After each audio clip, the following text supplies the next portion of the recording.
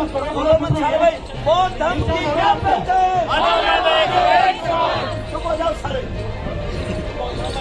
तो आप सबको पता है कि वो जो साहित्य जो जला दिया गया, जो ब्राह्मणों ने 84,000 बौद्ध मठ तोड़वाए, बौद्ध स्तूपों को ध्वस्त किया, शिलालेखों को ध्वस्त किया, हजारों बौद्ध भिक्षुओं की हत्या कराई। लेकिन समय के साथ साथ मिट्टी के अंदर वो बौद्ध विरासतें नीचे दब गई। लेकिन जब अंग्रेजों का शासन आया और वो सारा साहित्य, बौद्ध साहित्य जो भारत से खत्म कर दिया गया था, नीचे कर लिया, वो बौद्ध साहित्य चीनी यात्रियों के द्वारा सुरक्षित रखा गया तिब्बत के अंदर, चाइना के अंदर। और उसका अध्ययन करने के बाद अलेक्जेंडर कनिंघम जी ने जो भारत में उस विरासत को खोजना शुरू किया, अरे भाई, तो जगह जगह बुद्ध के अवशेष निकलने शुरू हो गए। और इस बिहार की धरती बोधगया के अंदर यह महाबोधि टेम्पल मिला। लेकिन मिलने के बाद वहां पर भी ब्राह्मणों ने कब्जा कर लिया। श्रीलंका से, आपको सबको पता होगा, श्रीलंका से अनागारी धम्मपाल वो आए और उन्होंने वहां उसको ब्राह्मणों से मुक्त करके, चूंकि वो बौद्ध विरासत है, बौद्धों को सौंपने के लिए आंदोलन चलाया। उस आंदोलन में ये 1891 की बात है, 1891 की बात है। उस आंदोलन में उनके ऊपर हमले हुए, 40 लोगों ने आकर हमला कर दिया। जो बौद्ध लोग वहां धरना कर रहे थे, कईयों को चोटें आई, अनागरी धम्मपाल जी को भी चोट आई। उसके अंदर मुकदमा भी दर्ज हुआ। यह आंदोलन चलता रहा। 1922 के अंदर कांग्रेस का एक सम्मेलन हुआ, अधिवेशन हुआ। कांग्रेस के उस सम्मेलन में जब इसकी डिमांड उठी महाबोधि टेम्पल की मुक्ति की, तो उन्होंने राजेंद्र प्रसाद जी के नेतृत्व में कमेटी का गठन किया। तो उस कमेटी में जाकर उसकी पूरी जांच पड़ताल की। लेकिन चूंकि उसके अंदर, कमेटी के अंदर बौद्धों का प्रतिनिधित्व नहीं था, तो वो रिपोर्ट उनके फेवर में बना दी गई, जिसका भरपूर विरोध किया गया। लेकिन उसके बाद भारत की सरकार ने अंग्रेजों से आजाद होने के तुरंत बाद 1949 में Mahabodhi temple management committee act 1949 ये एक्ट बनाया। और उस एक्ट के अंदर ये व्यवस्था की कि इसके 8 सदस्य होंगे, 4 सदस्य ब्राह्मण होंगे, 4 सदस्य बौद्ध होंगे, और उसका चेयरमैन वहां का डीएम होगा। और उसमें भी ऐसा का वो डीएम हिंदू होना चाहिए। तो ये लड़ाई चलती रही, अलग अलग समय पर चलती रही।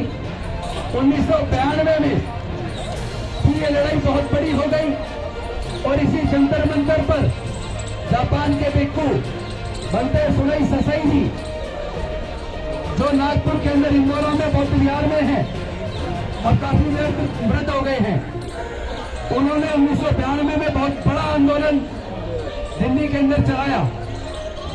और हम लोग उस आंदोलन में लगातार शरीक रहे। 6-7 महीने तक यह धरना चलता रहा। और उस वक्त लालू प्रसाद यादव मुख्यमंत्री हुआ करते थे बिहार के, वो भी यह धरना स्थल पर आए और उन्होंने भी प्रॉमिस किया कि हम इसका समाधान करेंगे। इस लंबे आंदोलन के बाद हुआ है कि उसमें 4 जो बौद्ध भिक्षु, जो बौद्ध लोग मेंबर थे, तो जो आंदोलन कर रहे थे, उनमें से ही 4 बौद्ध भिक्षुओं को उसमें सदस्य बना दिया गया। और बनते सुरई ससाई जी को अल्पसंख्यक आयोग का मेंबर बना दिया गया। और इन लोगों को प्रॉमिस किया कि हम धीरे धीरे इसका समाधान करेंगे। तो जिन बौद्ध भिक्षुओं को मेंबर बनाया या वह सेक्रेटरी बनाया या अल्पसंख्यक आयोग का मेंबर बनाया, उन सबके साथ भी धोखा हुआ। मैं नहीं चाहूंगा इस बारे में यहाँ कोई बात हो कि पैसे का गबन क्या हुआ क्या नहीं हुआ, क्योंकि जितने भी आंदोलन चलते हैं उन आंदोलनों में एक आध आदमी खराब हो सकता है, उसका जिक्र करके हम अपने आंदोलन को खराब नहीं कर सकते।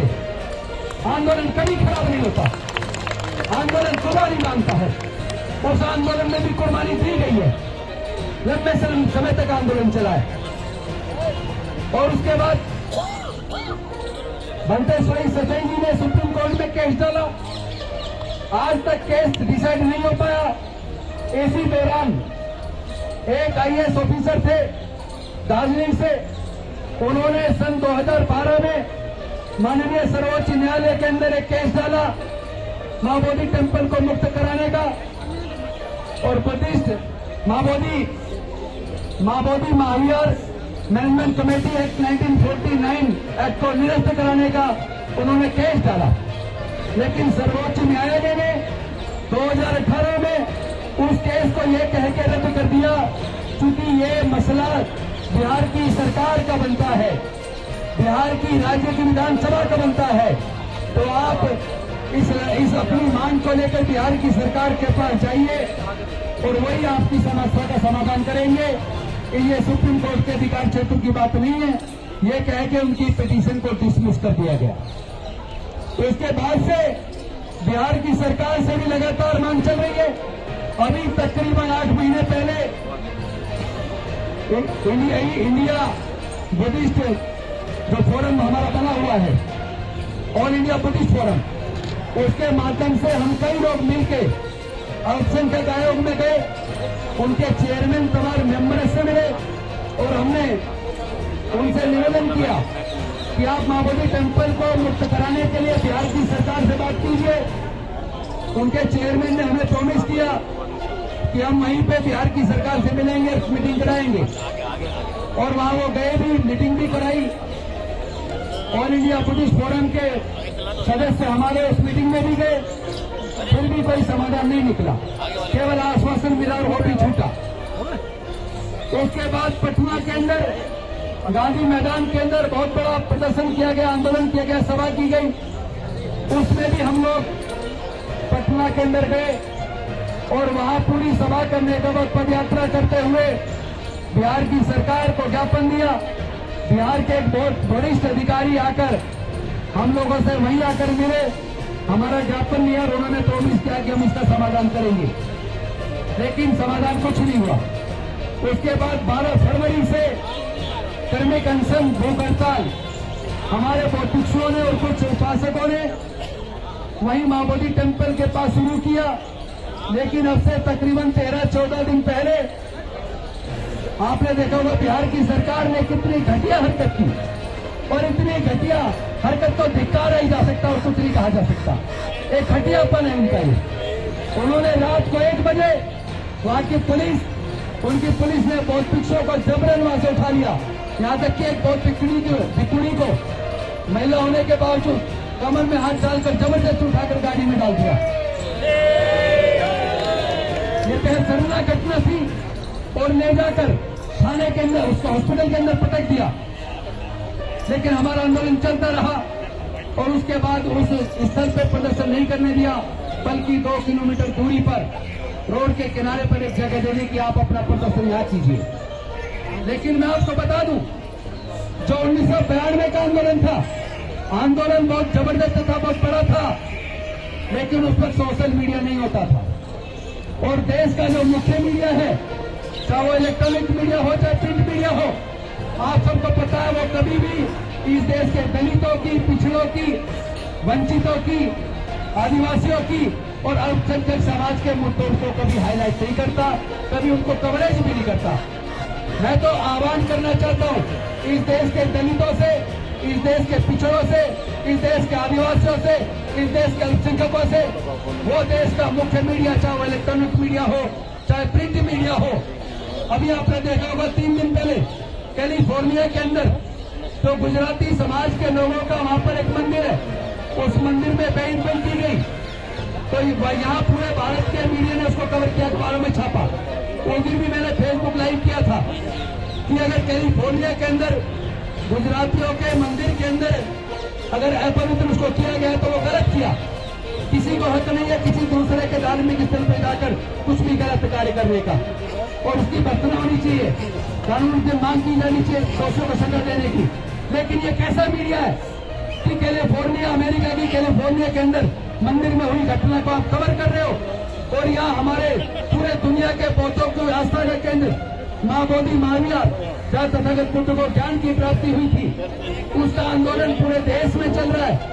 अमेरिका के अंदर, इंग्लैंड के अंदर, जर्मनी के अंदर, फ्रांस के अंदर, तमाम देशों में भी बहुत लोगों ने, अम्बेडकरवादियों ने माँ बोधि टेम्पल की मुक्ति का आंदोलन किया है। और भारत के कोने कोने में, चूंकि आप सोशल मीडिया से देख पा रहे होंगे, भारत के लगभग सभी राज्यों में माँ बोधि महाविहार को मुक्त कराने का आंदोलन चल रहा है। लेकिन आपने भारत के किसी मुख्य मीडिया में, किसी भी डिजिटल मीडिया पे, किसी अखबार में आपने माँ बोधि महाविहार की मुक्ति आंदोलन की एक भी लाइन नहीं देखी होगी।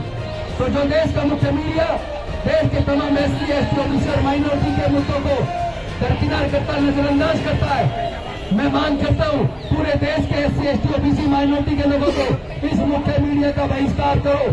बहिष्कार होना चाहिए कि नहीं होना चाहिए? उनके टीवी चैनलों को देखना बंद कर दो, इनके अखबारों का पढ़ना बंद कर दो। जितने हमारे बहुजन समाज के यूट्यूबर्स हैं, वे समाज के सारे मुद्दों को उठा रहे हैं, हमें चाहिए कि हम अपने यूट्यूबर्स को प्रमोट करें, इनके सबके यूट्यूब को, चैनलों को देखें, जो भी आर्थिक मदद दे सकते वो भी दें, क्योंकि आर्थिक पैसे के अभाव में हमारे ये सारे चैनल बेचारे तंग चल रहे हैं। और मैं एक और बात बता दूं, और मैंने ये संकल्प भी ले लिया, और मैंने नहीं, क्योंकि ये केवल मेरा आंदोलन नहीं है, इतिहास गवाह है, भारत में जितने अनुसूचित जाति, जनजाति और पिछड़े वर्ग के लोग हैं, वो लोग अपना इतिहास पढ़ लें, क्योंकि जो लोग अपना इतिहास नहीं जानते वो कभी इतिहास नहीं बना सकते। वो अपना इतिहास पढ़ ले, उनके पूर्वज बौद्ध थे, उनके पूर्वज बौद्ध थे, तमाम देश के दलितों के पूर्वज बौद्ध हैं, तमाम आदिवासियों के पूर्वज बौद्ध हैं, तमाम पिछड़े समाज, पिछड़े वर्गों के पूर्वज बौद्ध हैं, और अल्पसंख्यक समाज के भी 90% लोगों के पूर्वज बौद्ध हैं। क्योंकि उन्होंने जाति के उन्मूलन की वजह से, जाति के उन्मूलन की वजह से उन्होंने इस धर्म को छोड़कर कुछ लोग सिख बन गए, कुछ लोग ईसाई बन गए, कुछ लोग मुस्लिम बन गए। तो ये सच्चाई है कि देश के अंदर 90% इतिहास गवाह है, जहाँ भी खुदाई होती है अखंड भारत में, म्यांमार से लेकर ईरान, इराक तक, जहाँ भी खुदाई होती है, खुदाई में केवल और केवल बुद्ध निकलते हैं, तो दूसरा अवशेष आज तक भारत के अंदर नहीं निकला। आपको पता होगा जब अयोध्या के अंदर खुदाई हुई तो पता लगा वहां बौद्धों की साकेत नगरी थी, तमाम अवशेष बुद्ध के निकले हैं।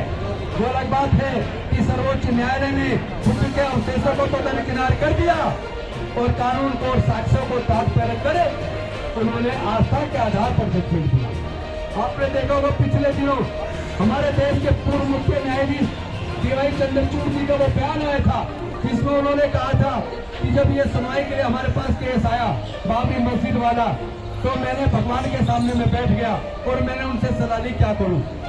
अरे भाई, तुम्हें सलाह उनसे ले लेनी जो है नहीं, आपको सलाह भारत का संविधान दे रहा है, आपको कानून दिया गया कि इस कानून के हिसाब से आपको जजमेंट देनी है, साक्ष्यों के आधार पर आपको जजमेंट देनी है। लेकिन भारत का अगर मुख्य न्यायाधीश साक्ष्यों को ताक पर रखकर और देश के संविधान को ताक पर रखकर अगर आस्था के ऊपर आधार पर जजमेंट देता है, तो वो भी दमनकारी या न्यायकारी है, वो न्यायिक अधिकारी होने के काबिल नहीं है। तो संविधान बेशक अगर कंटेम्प्ट ऑफ कोर्ट मेरे खिलाफ हो जाए तो मैं तैयार हूँ, इसलिए तैयार हूँ क्योंकि हमें शर्म आती है कि एक तरफ हम कहते कि मैं बुद्ध के देश से आया हूँ, भारत बुद्ध की भूमि है, हमने दुनिया को युद्ध नहीं बुद्ध दिए। अरे अगर बुद्ध दुनिया को दिए और भारत दुनिया में बुद्ध के देश के रूप में जाना जाता है, तो फिर बुद्ध की पूरे देश दुनिया के बौद्धों की आस्था का केंद्र माँ बोधि महाविहार के उस महाविहार के अंदर उसमें 4 पंडित क्यों, और उसका जो मुख्य पुजारी है महंत, वो भी ब्राह्मण है, वो भी ब्राह्मण है, उसने क्यों नहीं किया, उसके बाद उसके बेटे, उसके बाद उसके बच्चे वही बनते रहेंगे। दादागिरी है क्या? वो दादागिरी नहीं चलेगी। हम लोग बौद्ध लोग हैं, हम लोग हाथ जोड़ के काम चलाते हैं, लेकिन अगर आप नहीं मानोगे तो हाथ जोड़ने के साथ साथ हाथ मरोड़ने का काम भी हम करेंगे, हाथ मरोड़ने का काम भी करेंगे, और तोड़ने की जरूरत पड़ी तो हाथ को तोड़ भी देंगे। हम तो चाहते हैं कि शांतिपूर्वक तरीके से आप हमारी इस डिमांड को पूरा कर दो। और एक और बात बता दूं, अभी तो हम सब की तरफ से पूरे बौद्धों की तरफ से अभी हम बात कर रहे हैं महाबोधि महाविहार को मुक्त करने की, बौद्धों को सौंपने की। Buddhist temple management committee act 1949 act को रद्द करने की। अगर आप हमारी सरकार, हमारी जायज डिमांड को नहीं मानते, क्योंकि किसी ईसाइयों के किसी चर्च में ईसाई से लेकर किसी दूसरे धर्म का व्यक्ति मैनेजमेंट कमेटी में नहीं हो सकता। गुरुद्वारे के अंदर सिखों से अलग किसी दूसरे धर्म का आदमी मैनेजमेंट कमेटी में नहीं हो सकता। मस्जिद के अंदर उसके संचालन समिति में मुस्लिम से लेकर किसी धर्म दूसरे धर्म का आदमी नहीं हो सकता। हिंदुओं के मंदिरों के अंदर भी किसी दूसरे धर्म का आदमी उसकी मैनेजमेंट कमेटी में नहीं हो सकता। तो फिर हमारे महाबोधि महाविहार के एक्ट मैनेजमेंट कमेटी के अंदर चार पंडे क्यों? 4 पंडे क्यों? तो ये ब्राह्मण धर्म की साजिश है। और मैं निवेदन करता हूँ भक्तों जी, आपसे भी, बाकी लोगों से भी, आप हिंदू धर्म बोलना बंद करो। अभी हमारे बहुत लोग वहाँ हैं, उनको उनका इतिहास याद दिला के सबको बौद्ध बनाना है, सबको वापस घर वापसी करवानी है, सबकी घर वापसी करानी है। अपने सांस्कृतिक विरासत, अपनी पूर्वजों की सांस्कृतिक विरासत को एक को खोज के निकालेंगे, हम छोड़ने वाले नहीं है। अभी हमारी लड़ाई महाबोधि महाविहार की है। हम डिमांड कर रहे हैं, हाथ जोड़ के डिमांड कर रहे हैं बिहार की सरकार से भी और केंद्र की सरकार से भी, आप महाबोधि महाविहार को तुरंत मुक्त करिए। अगर नहीं करोगे तो हम आपको याद दिलाते हैं जिन विवेकानंद जी के फाउंडेशन से सलाह लेकर आप केंद्र की सरकार चला रहे हो, जिस विवेकानंद का आप ABVP, आप अपना छात्र इकाई चलाते हैं, उन्हीं विवेकानंद जी ने अपने जो राइटिंग लिखी है उसके 7वें वॉल्यूम के अंदर लिखा है कि भारत में बहुत सारे बौद्ध मंदिरों को कब्जा करके ब्राह्मण मंदिर बनाए गए। उन्हीं के 7वें वॉल्यूम में लिखा हुआ है जगन्नाथपुरी का जो मंदिर है वो बौद्ध मंदिर है। उन्होंने खुद लिखा है, स्वामी विवेकानंद जी ने। और इतिहास गवाह है, जितने भी पुराने मंदिर जो 500 साल से पहले के बने हुए हैं, आप उनके अंदर जितनी मूर्तियां हैं उसका श्रृंगार गहने उतार कर देखिए तो उसके अंदर केवल बुद्ध निकलेंगे। ये हमारा दावा है, केवल बुद्ध निकलेंगे। तो हमारी लड़ाई अभी केवल महाबोधि टेम्पल की है, लेकिन अगर आप नहीं माने तो फिर जहां करके सारे मुक्त कराने की लड़ाई चलेगी। और ये आंदोलन, मैं आपको बता दूं मंदिर जी, बेशक 92 का आंदोलन कुछ साल के बाद किसी भी वजह से बंद हो गया हो, लेकिन इस बार लड़ाई लंबी है। हमें भी पता है वो बेवकूफ बना रहे हैं, क्योंकि बिहार की सरकार, आपको पता होना चाहिए, वहां भी सत्र चल रहा है बिहार का, और इस बार पहली बार किसी की